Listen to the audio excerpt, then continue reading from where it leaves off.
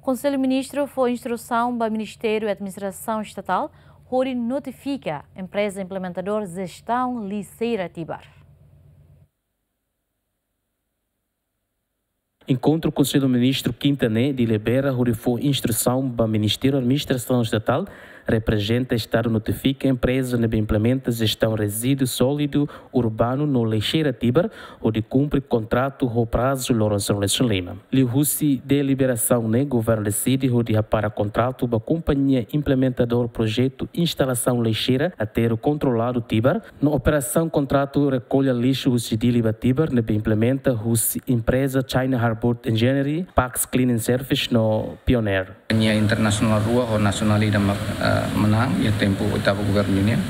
e mutar dengan a complexidade de contrato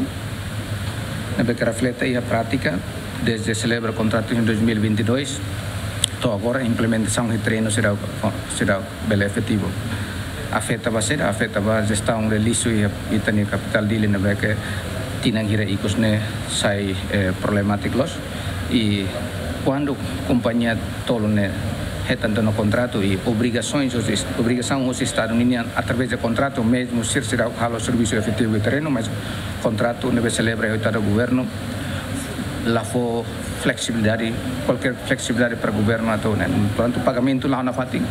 quando o serviço preparativo será companhia de acordo com o contrato será completo, obrigações deve ser tenha será completo, mas o pagamento lá da governante também que se ela o contrato irá halo que dizia o oitavo governo. A deliberação né ministro da Administração Estatal representa Estado, onde notifica adjudicatários e contrato público LCB/006/mai/Rihunruaronulo no LCB/007/mai/Rihunruaronulo com a gestão resíduo sólido urbano no Leixeira Tibar, onde cumpre ser a obrigação contratual.